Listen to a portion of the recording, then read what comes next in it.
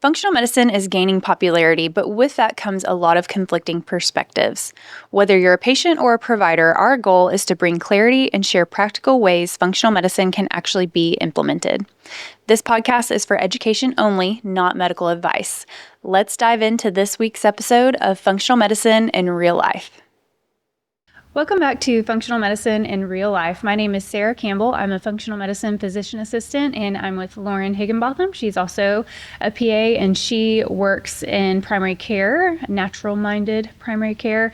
Today, we're going to talk about airway health, all things airway. And so you see a lot of kiddos in the clinic. We also see adults, but I know that you have this conversation almost like on a daily basis, probably several times a day.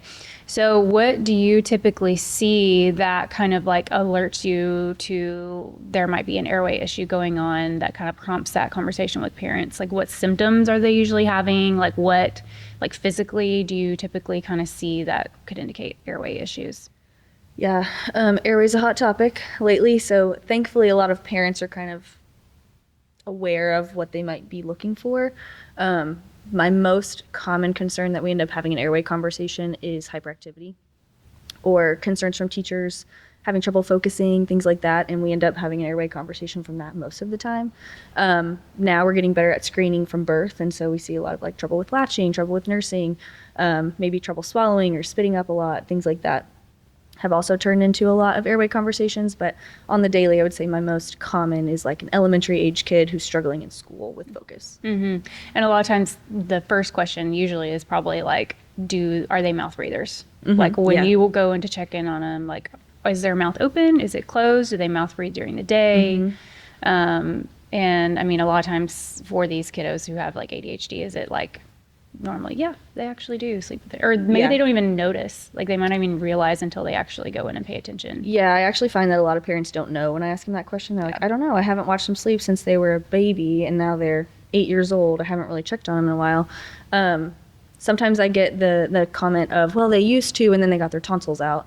And then I say, oh, well, that doesn't mean that their airway is necessarily fixed just because the tonsils got out. But a lot of parents will say for sure at sleep they're mouth breathing. Some parents will even be during the day. I often find they'll say, but they breathe really hard when they're eating. I'm like, they probably can't breathe through their nose. So they're like, while they're eating. That's also one that we kind of struggle with, which goes back into nursing. If you're having a hard time nursing, they probably can't breathe well because they have to be able to breathe through their nose to nurse well. Sometimes we'll even have that conversation of, hey, your kiddo's 8 now, but do you remember when they were a newborn? What was their latch like? What was their nursing experience? And they'll say, oh, we couldn't nurse, we pumped only, they could only take bottles. Yeah. I'm like, or okay. They're colicky, or they're a fussy baby, you know, that kind of thing. And I think too, like that kind of speaks to when you mentioned tonsils being enlarged, you know, the thing is that some kids get their tonsils removed, but they're still mouth breathing. So really like we've seen, you know, kids who've had tonsils and adenoids removed. Actually, I have a patient he's 14, and he has major ADHD, major like airway issues, obesity, poor sleep. And so we're kind of went down that airway pathway again. And so he went back to the ear, nose, and throat doctor. And sure enough, his adenoids were massive and needed to be taken out. And he already had them taken out when he was 5, but they grew back because he was still mouth breathing. Yeah, I also have this conversation. A lot of ENTs choose to just take one or the other. They'll just take tonsils most of the time, and I will always advocate if we're at the point of surgery, take them both. Yeah. Because typically if the tonsils are enlarged, the adenoids are going to be enlarged as well. But we also don't think about that they can grow back, and they oftentimes do if the habits are not being fixed. And so mouth breathing becomes a habit, especially if you're getting your tonsils out in grade school. You've been mouth breathing since birth. Your body has not learned how to breathe correctly, and so just getting the tonsils out is not going to fix it. Right.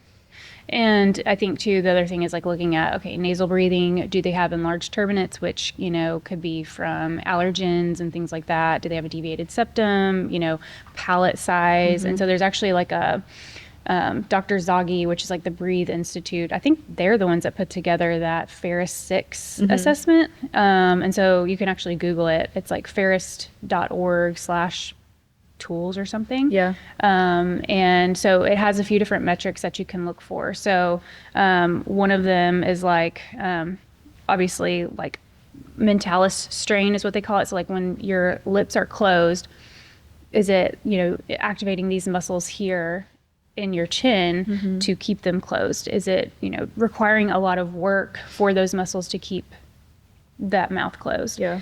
That's what I think a lot of people forget. And I misunderstood this too, because I'm a chronic mouth breather, so I'm learning about this for myself. But I used to think that mouth closed breathing meant clenched jaw, teeth touching. And what I did not understand at the time was that closed mouth should be a resting position. Like you shouldn't be engaging muscles to do that. So if you have to, you're not being able to breathe correctly. So if you're having to like clench your jaw to keep your mouth closed or squeeze your chin muscles to keep it closed, something's wrong. Right. Yeah. And I think too, like a lot of people don't pay attention to like what is my resting mouth posture? Yeah. Is the tongue at the roof of my mouth? Is my lips touching? Am I engaging in any of my muscles to like keep that closed? And so, proper resting posture is with the tongue at the roof of your mouth. And a lot of times people have a narrow palate, so the tongue doesn't actually fit in the roof of their mouth, which then, that's not creating also a good seal for you to get that nasal breathing, nitric oxide production and stuff like that too. Which goes back to, in the Ferris 6, which we'll go through all of them, but like tongue ties is a big one. If the tongue is tied, it can't get to the roof of the mouth. Then the roof of the mouth doesn't have that pressure from the tongue consistently from birth. So you don't get that palate expansion. Teeth finally start to come in, they're crowded, and it's too late. The tongue, there's no room for that tongue, So then you have to go in and do physical manual expansion and stuff like that. We can't just cut a tongue tie at 26 years old, and expect my palate to expand. It's just not going to happen. You have to have early screening for stuff like that, which is why we're trying to be better about it. So yeah, and I think tongue tie. There's a lot of different. I don't know. There's some people that are like super pro tongue tie, and then other people that are like, we are cutting tongue ties too much, and there's like this war I feel like going on where it's kind of hard to know like what's what and what's the truth, and like do we need to do tongue ties? Do we not need to do or tongue tie releases, or do we not need to? And I think some of the lactation consultants are very like anti-tongue tie release, but I think it's really individual. Yeah, absolutely. And I think too, a lot of times people will go to their pediatrician and ask them, do they have a tongue tie? But pediatricians really don't even know what they're looking for. No, we weren't trained in school to know what to look for. And I think even you and I could speak for us that like we weren't great at screening for tongue ties 3 years ago. Like this is still pretty new for us, and I'm still learning. I always say I will defer to a lactation consultant or an ENT or a myofunctional therapist for the like final say. But I feel like I've gotten pretty good at screening for them. Yeah. But a lot of the times we're looking for function. Like I'll say this, like a lot of people have some form of a tie, whether it's lip tie, tongue tie, cheek tie, whatever. It's about function, and so I am able to feel the tension in a tongue tie. That's what I'm feeling for on my exam. So it's not so much like, is it there or not? Because it probably is. It's like, is it impeding any function? I can say in newborns, I can tell right away. Because if you just pull their little bottom lip out, you can see if their tongue is in a resting position on the roof of the mouth. Newborns are great at it. And so if it's not there, something's not right. Yeah. So I think I find myself being very much in the middle. If we are going to cut something, we do myofunctional with it. But I feel like I'm probably 50-50 on whether or not they actually need it. I've had a lot that release with chiropractic work, myofunctional alone. Yeah. So I don't think that cutting is the first go, though I have had some older kids where I will look at it and say, 100%, I'm not even gonna play with you. You need to get that cut. And I think that's true with everything is like prevention is the best medicine, right? Yeah. Like if you're screening for it and getting that early intervention with myofunctional therapy, chiropractic care, craniosacral therapy as a newborn, you're going to get a lot more mobility. Yeah. So my youngest is 9.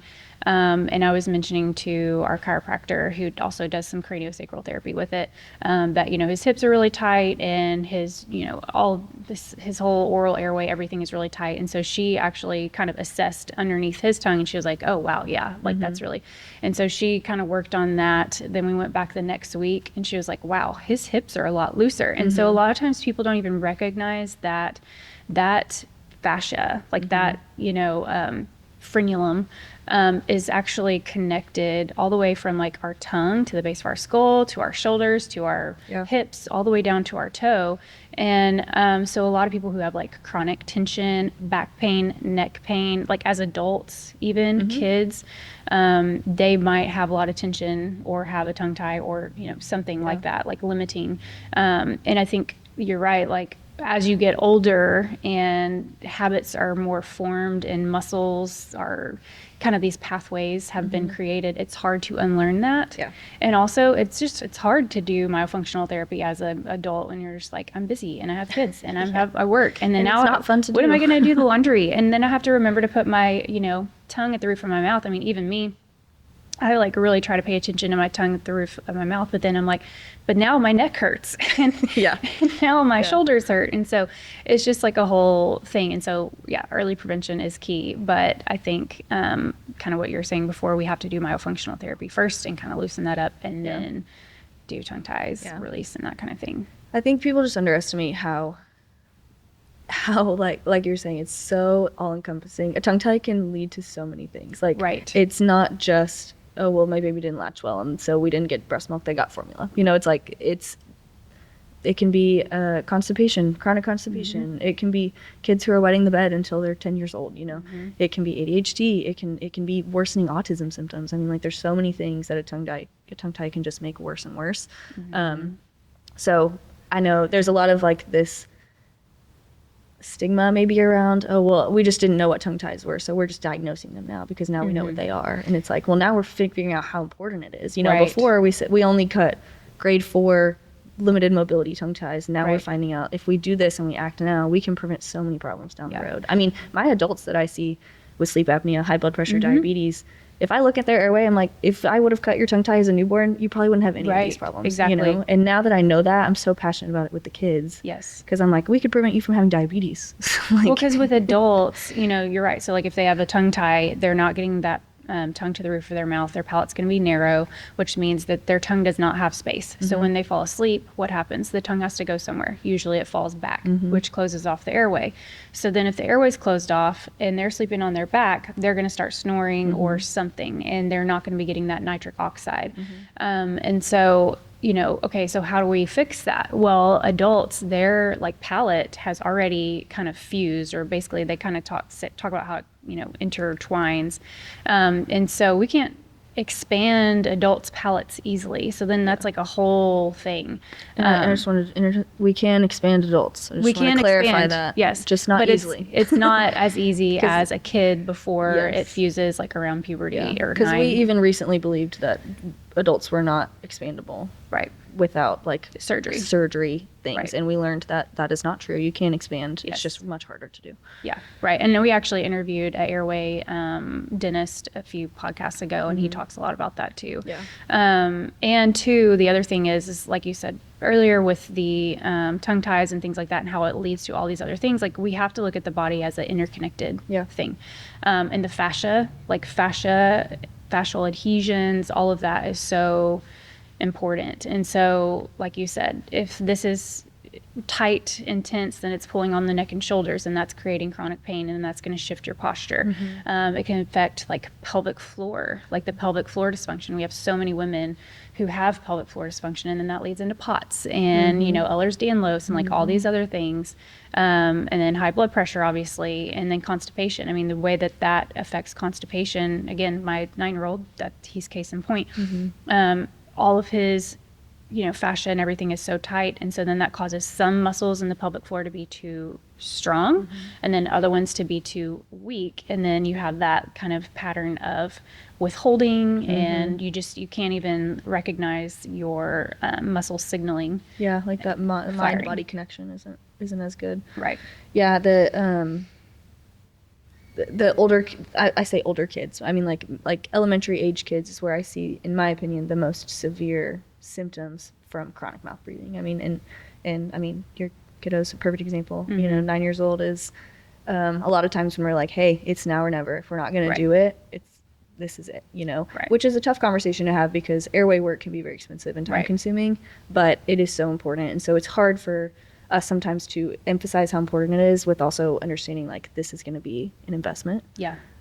It's very important investment because like you said, if you do it now, you can prevent like diseases for them down the road in adulthood. Yeah. And like you said, with like the POTS and Ehlers-Danlos and things like that, it's another prime example of like genetics load the gun, environment pulls the trigger, that we have these things that we can prevent and we can fix, and that low oxygen, chronic low oxygen, the brain never rests. The brain never makes new neurons. We're not creating new signals in the brain because we never get to rest because we're just trying to breathe, Right. you know? Yeah. And so we get delays in development, we get delays in growth, you know, kids who are short and small or maybe struggling in school, late to walk, late to talk, you know, these are things that should be triggers for you of like, okay, this is more serious than we thought. It's not just a tongue tie, you know, Right, or right. it's not just nasal turbinate swelling, you know, it's not just allergies, you know, there's so much deeper than that. Yeah, so I think too, some of the other things that parents commonly say that make you think of, okay, well, maybe we need to look at the airway is,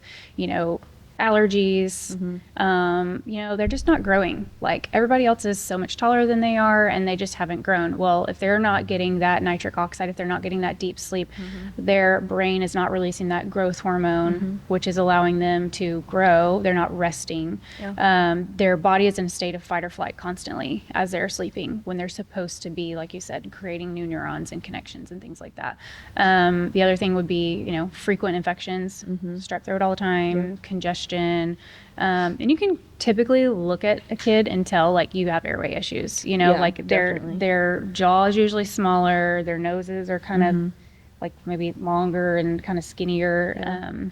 Sometimes you can tell if you look at their side profile, like parents, if you look this way, you can kind of see where's Yeah, the nose where's in the nose? relation to the jaw, where's the chin in relation to the neck. You know, if we're really far back, that's because we've always been in this like neck flexed position. So you can see a lot. And of course, everyone thinks their children is beautiful and perfect, and that's true. Your children are awesome. But sometimes it is good to look at it from an objective view of like, is this appropriate for what they're supposed to look like at this age? One thing I see very consistently, like it's become part of my screening for airway stuff, is if we always have lymph nodes. Like if I'm feeling a cervical lymph node on the front, or even most of the time it's posterior, and mom says, oh yeah, he always has lymph nodes. I'm like, oh, gotcha. Those muscles are so tight, the lymph can't drain. You know, they're just always tight and blocking that lymph drainage. So we have swollen lymph nodes all the time. Probably a mouth breather. Mom will say, I don't know, maybe. I mean, sometimes when they're sick, and I'm like, how often are they sick? They're like, probably every other month. I'm like, okay. So all the time. Right. Because you're never getting over sickness in, 3 days. You know, it's maybe 2 weeks at a time before we're 100%, and then 2 weeks later we get sick again, you know. But you're going to take longer to get better when you don't have good oxygen, you know? So it's just this like vicious cycle of like, he gets sick all the time, but he probably never gets 100% because he can't breathe. And oxygen is so important for our brain to tell our immune system to do what it needs to do. So anyways. Yeah, well, so back to the Ferris 6. So, like, and I think they actually just changed it to Ferris 10 or something, maybe. Yeah, I don't remember what the new ones are, but yeah. But, so, you know, okay, number one, are they nasal breathing or are they mouth breathing? The Mentalis strain, number two. Tonsil hypertrophy. So if you look in their throat and you say, you know, like how big are their tonsils? Are they touching? Are they almost touching? Yeah. You know, those can be signs of tonsillar hypertrophy. So my son, you know, we did a CBCT scan. His tonsils were 3+, high risk for sleep apnea. They recommended that he had his tonsils taken out. And I was like, I just don't know. Like, I don't know if I really want to do that. So we opted to do expansion. And we expanded his palate, and then I took him to the ear, nose, and throat doctor after about 9 months of expansion. And he looked in there, and he was like, "No, he's 2+. He's good. Like I would just keep an eye on it." And he was, you know, I would check on him, make sure he was mouth breathing at night and stuff like that. He was closed lip, nose. He was nasal breathing, not mouth breathing. His like allergic shiners, those like dark circles under his eyes, were so much tremendously better. You know, focus, concentration, things like that was a lot better. He was having a lot of irritability in the morning before when he would wake up because he wasn't sleeping. So, I mean, like if you have kids that are cranky and hard to wake up every single morning, you have to think about like, were they getting good quality rest, you know? I always say that to parents too. I'm like, remember when they were little and you said they're just so tired they need a nap when they were little? And I'm like, that's how your kid is right now. Think about, they're just so tired they need more sleep, you know? And it's the same as a grumpy baby who needs a nap. They're not going to be in a good mood. Yeah. Are you in a good mood when you don't sleep? No. You know, Right. If they're always grumpy, think about that. Just think about that. Yeah, and then another one is, you know, tongue tie or ankyloglossia. And that, again, that's a little bit hard to screen for. On the Ferris 6, they, I think, have a few visuals that you could use. And the thing, too, to think about whenever you're telling them, hey, put your tongue to the roof of your mouth and open your mouth, you need to look are they using all of these accessory muscles in order to do that? Because if they are, then you may say, oh, it's only like it's mild, but tell them to not work so hard at it and like do it to where it's easy, where you don't have to use all these accessory muscles, because if they're having to use all these other muscles to just get that open, that's a sign of strain. Oh, you yeah. know? I mean, because that's something you're using when you're swallowing. I mean, if your kid is having to like Right. swallow every time with all of their muscles, think about how exhausting that is. I mean, they're just straining their muscles all the time. I mean, even at rest, at nighttime, swallowing, and it's this like, that's why the brain can't go to sleep. Yeah. And even breathing. I mean, those intercostal muscles, the neck muscles, just to breathe. Yeah. Also, grinding teeth. That is a big one. That's actually what kind of led me down the airway journey with my son. Was he was grinding his teeth, and then his, allergies. And so then we went to an Airway informed pediatric dentist, and then kind of once you just don't go back. And then my other two kids started doing it too. But well, and even grinding teeth for sure, but also, if you've had a lot of cavities or need a lot of dental cleanings, like your oral hygiene maybe not so great, and you're still brushing twice a day and doing all the things you're supposed to do, it's probably because your mouth is open all the time. And that microbiome in the mouth is not able to keep the good bacteria healthy because it's just always open. And so if your kids had a lot of cavities, or like if they're having cavities before kindergarten, that's a red flag to me. Right. And the reason why grinding is an indication of airway, a lot of people think it's just TMJ. No. When you're not getting enough oxygen and you're asleep at night, the brain is alerted. It's like, wait a second, Mayday, we are not getting enough oxygen. So let me activate my jaw muscles to try and open that airway. It's your brain is trying to open that airway to get more oxygen in. And so then that causes that grinding, that wearing down of the teeth and that kind of thing. Yep. Or open the mouth and, Yeah, and that's the same thing I was saying earlier. Is like if your kiddo has a jaw that's kind of pushed back, teeth grinding is your body's effort to try and correct that. It's trying to push that jaw back forward so that it can open the airway, because you're opening the airway from here to opening it this way if you push that jaw forward. And so teeth grinding is a body's survival method. And of course we're always like, oh, it's so annoying, it's so noisy, and it's like, no, it's a red flag. Yeah. Right. Get it checked out. Yes, it's annoying, but like there's a reason why it's a warning sign. Yes. Right. And that's kind of our, like, what we say all the time is the body gives us check engine lights. And sometimes those are seen as symptoms, and it's like, oh, it's just normal. Everybody has this, or everybody deals with this, or a lot of people deal with this. And it's like, no, just because it is common doesn't mean it's normal. Yes. We do not need to normalize things that are common for the sake of, well, it's just everybody has it. Like, that's a warning sign. Our goal as a community, our goal as humans is to improve and know better. We can continue to say, oh yeah, well, everybody does that, and it's like, that's great, then we're just going to stay where we're at forever. Like, why would we not look for growth, and why would we not look for improvement? We're meant to evolve and grow as people, and I think that having a mindset where like, oh well, I did that and I was fine, is not always the healthiest thing for your children and your children's children. Like you could be putting them at a deficit in the future. Right. And then the sixth thing that they talk about on that assessment is narrow palate. So if you have crowding of teeth, so for baby teeth, if there's no gaps in the baby teeth, that's an indication of a narrow palate. Yeah. As their adult teeth are coming in, if you have like overlap or, crooked teeth, or there's not enough room for those adult teeth, like that's a sign of a narrow palate. And then I think we have to kind of get over the cosmetic part of it too, because like even me growing up, I had horrible teeth. I have airway problems. I had horrible teeth. And I am always like, oh, straight, pretty teeth. Like, that's what we want. It's like the straightest teeth, no gaps, no crooked, no nothing. And now I know when I'm looking at a baby who's getting their new teeth in, we want to have some room in there, And so they're not going to be perfectly straight. They're not going to be aligned. I mean, an adult tooth is 1.5 to 2 times the size of a baby tooth. So if we are touching all the way around, where are those teeth going to go, But that's why also talking about newborns, that's why there's a lot more popularity around baby led weaning, because it puts pressure on the palate when we're eating harder foods. Yep. Same way that nursing is great for the palate, is that we're putting the tongue where it needs to go. And so all that to say, baby-led weaning can be scary, especially if you're a new parent. You don't have to watch your kid kind of figure out how to gag and swallow and all the crazy stuff with real food, but it's so important for palate development. So I recommend against doing a puree-only diet. Like baby food is not healthy for airway. Yeah. Period. Yeah. And now that I know all these things, I'm like, man, I would have done so many things differently. Because like my kids were like the pouch kids, you know, like the puree pouches. I'm like, yeah, here we go, you know, like, and I'm thinking, oh yeah, there's like blended peas and carrots in here. Like this is good for them and it's organic. And now I realize like, oh my gosh, they weren't actually chewing. They weren't actually like causing stimulating more bone growth and, you know, allowing that palate to widen. And it comes back to convenience too. Like there has to be grace for like, you're going to be in the car and you're going to give your kid a pouch. Like that's going to happen. Right. And that's great. Just don't let that be their only source of nutrition, you know. It can be, or even like teething toys. Like I tell parents all the time, if you really don't know what to do, go get a carrot, freeze it. That sounds crazy, but like a frozen carrot is a fabulous teether. They get a little bit of vitamin A. Sounds good. Green onions are great for teething if you freeze them. Onions are actually pain reducing in general, so it helps with teeth, but it's also just pressure for that palate to just push and push and push.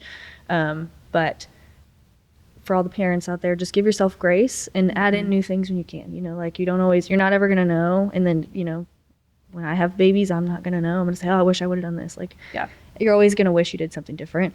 But this is just if you have a baby who's still working with solids, add some harder foods in there. It might be scary for you at first, but it's a learning curve. You know, they have to learn how to swallow and gag and all the things. And if they can't, that's a sign that there's no problem, you know? So we have to screen for them by doing these things. Yeah. And so at that point, you know, may need a few sessions of like myofunctional therapy. You know, I'm always really impressed there's a local myofunctional therapist that we refer to. And it's usually like a few sessions with her, our babies, like our newborns and infants, like it's like a few sessions with her. And then it's like, okay, everything's great, you know? And chiropractic both. I mean, even I've told Sarah I have a made-up test called the hula hoop test, and I'll hold these babies. I hold their bottom in my one hand, and I hold their chin in my other hand, and I'll try to like hula hoop them. And a lot of these babies are so tight that they just like won't move. Yeah, and stiff. one session of myofunctional or one session of chiropractic, and they're already loose. Like babies learn so much quicker.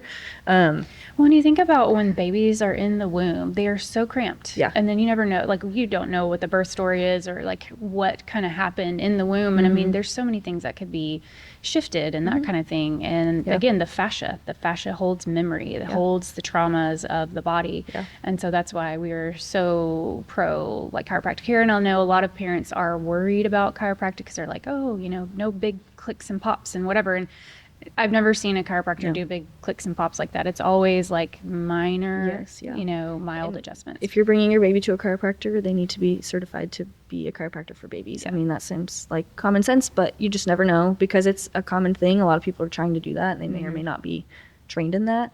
But I mean, we love the chiropractor we refer to for babies. Very gentle. There's never any like major popping or clicking. We're not twisting the neck or anything like that. We're just pushing on the bones, encouraging alignment. Birth is a very traumatic process, no matter how it happens. I mean, a perfect vaginal birth, a perfect C-section, a non-perfect, they all need adjustment, you know, because if your labor took 12 hours, okay, your baby was being squeezed for 12 hours. Yeah. If your labor took 1 hour, your baby didn't get any squeeze, you know? Right. So there's very rarely this like happy medium where it's perfect. And that's not to say that anybody's doing it wrong. That's just the nature of birth. Like it's a traumatic thing. And so that's why we have the tools nowadays. We know chiropractic and myofunctional, those are tools to help. So don't let your baby be uncomfortable. And I know a lot of times people are like, man, that feels like a lot of work. But again, it's that put in a little bit of work now to not have to put in a lot of work later. For sure. Like right now, like all three of my kids need myofunctional therapy. I need myofunctional therapy. And I'm like, how am I going to fit that into my schedule? Yeah. I wish I would have known these things when they were younger and I would have done them. And then we would, you know, probably not been in this situation. But I would say too, like for a chiropractor, you know, see if they are trained in craniosacral therapy as well and use that as a component because I think that makes it just even more effective. Yeah. But with the screening with the palate size too, there is on that FAIR 6 kind of guidelines. You can even buy like little calipers online, like $20 from Amazon, where you can measure the intermolar width. And so for kids, usually it's you want a 24 millimeters plus 6 or whatever their age is. So if they're 6, 24 millimeters plus 6. So you want 30 millimeters of width between the back molars. And then like for adults, you generally want it to be like 40, 45 millimeters. And I think mine is like 31 I or know, something. ours is I'm really like, small. we have a very narrow palate. So, that's just a simple thing that you could do online too. And I think the other thing is dentists are just like doctors. They don't all kind of look at the same things too. So if you are worried about your kid's palate and you ask their pediatric dentist and they're like, no, it's fine, whatever. And you're just like, I just don't feel good with that answer. It's okay to ask and to kind of advocate and seek around for, someone who might be a little more open. Well, and probe that dentist too, because we're finding that a lot of dentists who have been resistant to treating airway are kind of coming to the light of like, last week I spoke to someone from a dental office and they said, I went to an airway training, 6 weeks ago. And since now that I know what I'm looking for, 4 out of 5 of my patients have airway disorders. Yep. And I did not know that before. Right. And so all it takes is someone to say like, hey, like I was really concerned about narrow palate. You didn't mention anything. I'm really concerned about this, this, and this. We're going to get a second opinion. And that may just like pique their interest enough where they're like, let me look into that a little bit. Because it's truly, an epidemic, I think. Everybody has airway problems. Absolutely. And the dentists this is the unfortunate part is like we can do a lot of screening. We can tell you what to do, but we cannot do any of the physical work to do it. Right. Dentists and orthodontists are going to be the people to do that. So if yours is not aware, bring it to their attention because they can really be the most helpful in the whole situation. Right. And I guess I'm excited to hear that a lot more dentists are looking at airway or they're doing things like Healthy Start, which is kind of to help with that palate and like making that palate a little more wider when they're younger. Not any permanent devices or anything like that. They're removable, easy to use, affordable, and accessible, which is great because a lot of previously it was, okay, hey, you need an airway dentist and that's going to be $8,000 out of pocket. And we'll see you in 2 years, and that's just not doable for most people. So we're grateful there's more people that are a little bit more accessible these days. Yeah, so we talked a lot about kids and airway, but adults, airway is a huge thing in adults, obviously, kind of like what we were saying. And so, a lot of the adults where they say, I wake up and I don't feel refreshed, they're having high blood pressure issues, diabetes, weight gain, first I kind of try, I'm like, okay, let's add some magnesium, let's try some magnesium or maybe L-theanine. Like if they can't get their brain to turn off, like let's try some of these things. And a lot of times they'll feel a lot better, but if they have something else going on where it's sleep apnea or airway or whatever, those things are still just not cutting it. And then combined with that, they might have some like TMJ issues or chronic neck tension and, things like that. But what are some other things that kind of make you think of airway issues in adults? Insulin resistance almost always is one of two things. I'll say 3. Very rarely in our patients, we have a for the most part, very healthy demographic, I would say. But diet and exercise obviously plays a role. Stress and poor sleep. That's like my big 3 on insulin resistance. So if a patient who I know, I haven't seen them for 6 months, they come in and their blood sugar's higher, their insulin's higher, I'm going, hey, how you been sleeping? Are you stressed? What's going on? That's my first 2 questions. And then we'll get to, okay, what you been eating, what you exercising? Because most of the time that's not going to change significantly in 6 months. And so if I know that person, I'm not expecting that to be the cause, it's almost always stress or sleep change. Especially like, oh, well, we had a baby and we haven't been sleeping for 6 months. It's like, okay, I can tell. Right. So that's a frequent wake up situation. But when we're talking airway, women, it's really hard to sometimes get to the point where we're ordering a sleep study for women sometimes because they're not going to be your typical like snoring like a train, but they'll never feel refreshed. They always have dark circles under their eyes, have a hard time losing weight, kind of that cortisol face or cortisol belly, 3 a.m. wake ups. Yep. All of those are for the women specifically more of my like airway triggers. And it's hard too to kind of like also get to the point to where like, okay, we need to look at your airway because women are the ones that wake up with the kids in the middle of the night and they're the ones that are stressing about everything that can't shut their brain off at night.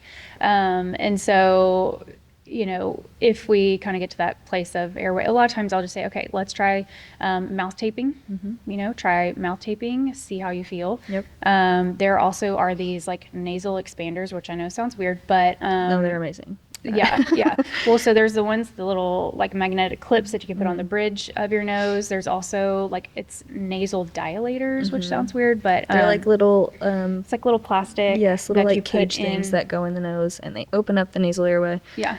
If you're gonna mouth tape, please do some form of nasal expansion at the same time, Right. because you're likely mouth breathing because your nasal airway is small. Yep. So if you're going to try and tape your mouth shut, you're just gonna suffocate. So open your nose up before you do that. Yeah. And then always, of course, if you're gonna mouth tape, please do not use like packing tape or painting tape or something like that. Use the skin safe tape, but also it should have a space to breathe. So either you should go vertical and you can breathe out of the sides of your mouth, or it should be a circle with a hole in the middle, so that way you can breathe. We're not trying to kill you.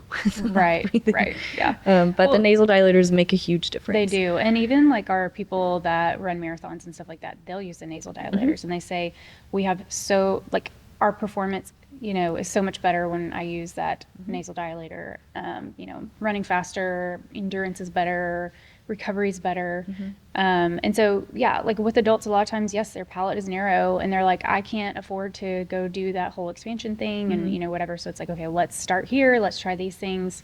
You can have your dentist. A lot of times dentists will make appliances. Like if your jaw is falling back, they can make appliances that kind of bring your jaw forward that you wear at night, which also prevents, grinding and clenching and that kind of thing too. So. And for adults, it is harder, especially if you're an adult who uses health insurance. It's harder to get treatment for sleep apnea, in my opinion, because the gold standard for insurance is going to be a CPAP, though most people that I'm finding don't actually benefit from positive pressure because it's a structural problem. And so the pressure is just forcing air. But the problem with insurance is if you would like to get an alternative option covered, you have to fail a CPAP first, which means you have to wear it for a certain amount of nights or hours before insurance will say, yes, you failed this. So for self-pay people, it's a lot easier. You can go straight to a dental appliance or myofunctional therapy or something like that. If you're using insurance, you do have to fail a CPAP before you can try a different option, which is kind of annoying, but it can be done. So. But a lot of times people, if they're just annoyed with it enough, like they're like, I don't care, I'll pay cash pay. Which I would recommend, honestly. Yeah. It's usually way cheaper. Because the CPAP's really expensive and insurance is probably not even going to cover it anyway. So just skip that part. Yeah. Also, if you're a veteran, please don't wear a CPAP. I just am saying that from my in-office experience. A lot of veterans have sleep apnea, which is a lot of times a stress response or a post-traumatic stress disorder. And veterans are taught to not sleep when being touched, and so they wear a CPAP and they just can't sleep at all. So it's a shame to me that that's kind of our gold standard, especially for veterans, but I just find that they do better with trauma counseling, and then an oral appliance usually works a lot better for them. Yeah. Yeah, that makes sense. But I bet a lot of people don't even think about it that way. No. They don't put that together of, why is this not working in this population of people? I have a lot of patients that come from the VA, and they're all prescribed a CPAP. Almost every single one that I've seen from the VA are prescribed a CPAP, but very few of them will actually wear it because it's so uncomfortable. Like they actually get less sleep when they wear it because their brain just can't. Their trauma response from their service is if something's touching you, don't sleep. Right. And so it's a little scary when you're being forced to breathe. Yeah, that makes sense. Yeah. So just thinking about some other, causes of poor sleep, aside from airway, it could be, so like the devices wearing like these rings that, track your sleep and things like that. So I prefer, it's called RingCon over Aura, because Aura gives you just it gives you an average of what your oxygen is when you're sleeping. And to me, I don't want to know what the average is. I want to know, do I ever drop to 90? Time, Do I ever drop to 88? And so I like this one in particular just because it, like every 15 minutes, it's assessing your blood oxygen level. And I even caught on mine where it's dipped down to like 88 or 89 a few times. And I'm like, oh, wow, okay. What happened there. And then two, like these rings are helpful because you can see, am I moving a lot? How much deep sleep am I getting? And so it gives us little clues about what's going on. And so if you are moving a lot, that could be a sign that you need more, magnesium or something like that. And there's so many things. I mean, just to jump off of that example specifically, I mean, like restless leg syndrome can be 100 different things. There's so many things. So don't zero in on airway alone, though we do feel passionate that a lot of people have airway disorder.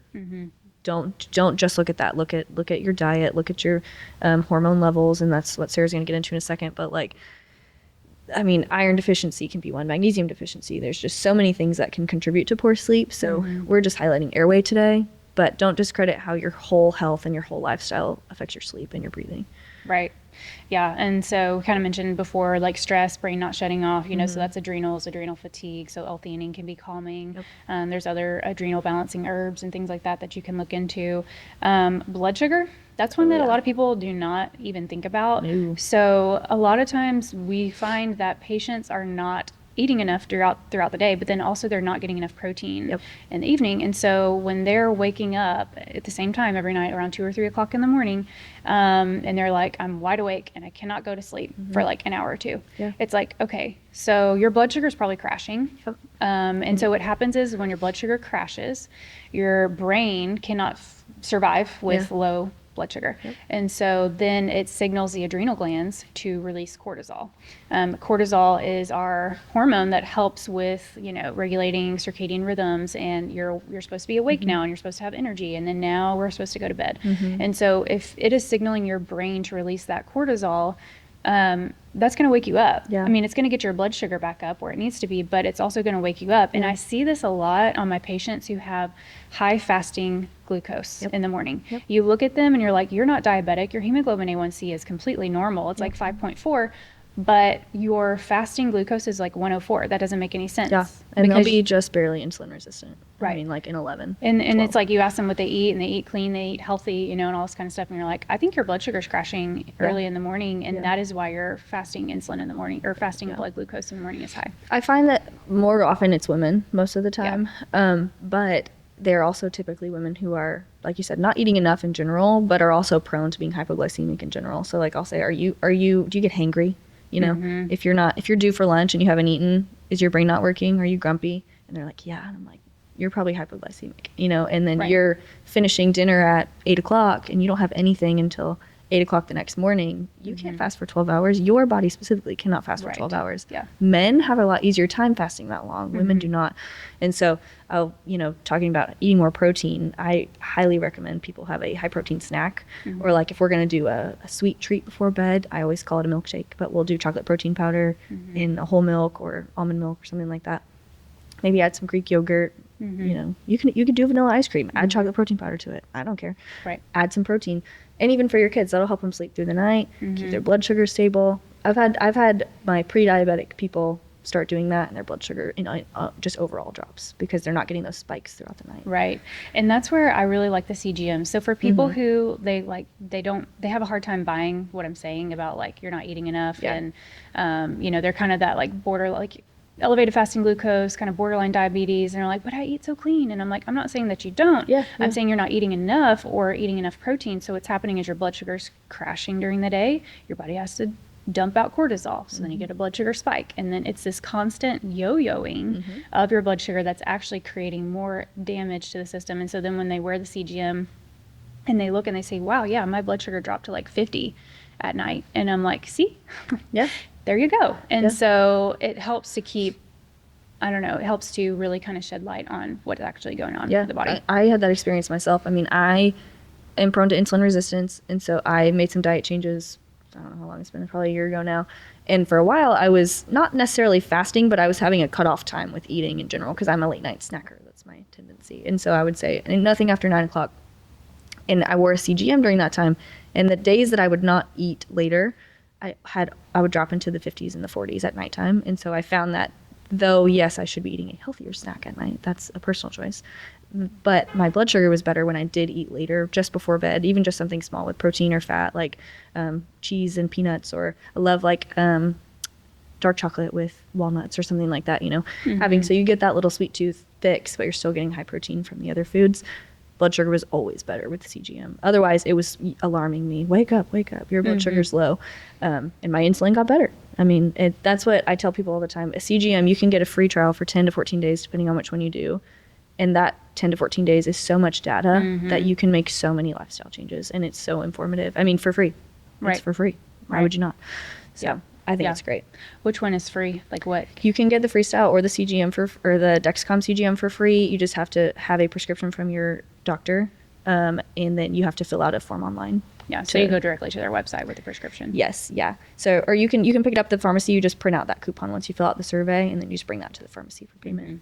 But the Freestyle is a lot more affordable than a Dexcom. But I personally like the Dexcom better. That's just my preference. You don't have to like touch your oh my goodness, you don't have to touch your phone or your thing to the sensor. It just reads 24 hours a day, no matter what you're doing. And I just like the data tracking a little bit better. Yeah. And I think some people have issues with it sticking, and you can get, you can go to Walgreens or whatever and get Tegaderm and, stick it over it and make sure, Yeah. And they're great. I mean, they're waterproof. I wore mine in the summertime last when I wore it, and it was, no problem. I wore it for the full 10 days. It gets a little yucky by the end of it, so you have to keep it clean. But other than that, it's waterproof, sticks on, no problem. And it does not hurt to apply. That's what a lot of people have fears about, like getting it, because it's this tiny little catheter, and so a lot of people are scared to wear them, but they're actually super easy to put on, and they, in my opinion, don't hurt. I'm sure if you chose a really sensitive area, it might, but they're super easy to wear.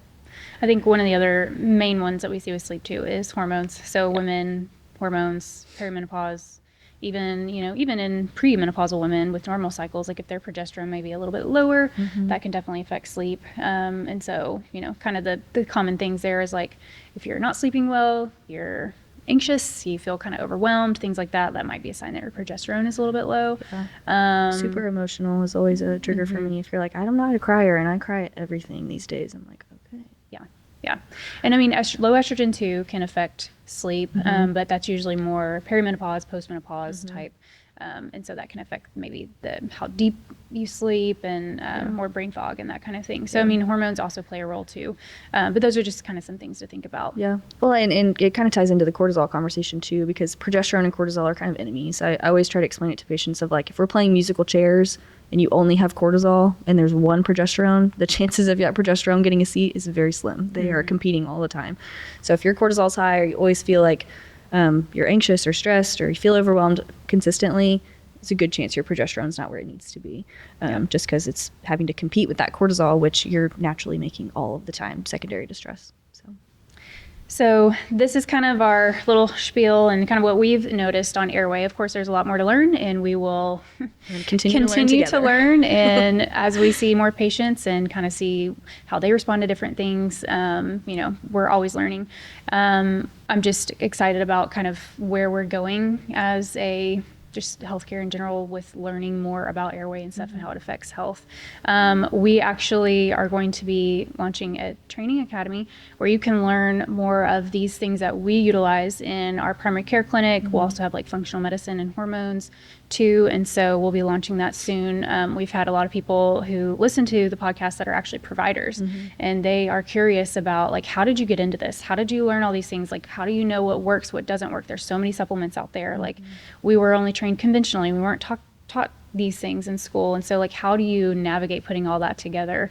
And then a lot of people have been impressed by you, Loryn, because you are only like two and a half years into being a PA, and she's very knowledgeable. And so just kind of sharing some of that insight and things like that. So if you're interested, you can email us at info@wacofunctionalmed.com.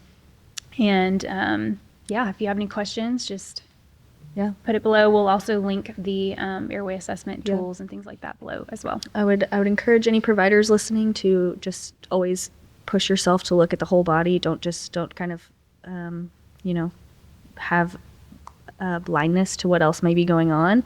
And parents, advocate for your kids. If something's not right, get a second opinion. I mean, there's so many people out there who are learning. Like, we wouldn't have been this passionate about Airway 3 years ago, and here we are today pushing it all the time, learning about Airway. So just keep looking, advocate for your kids, advocate for yourself.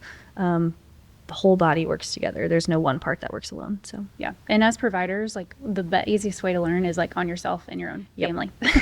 So we are case in point. But we hope you found this helpful, and we will catch you next time.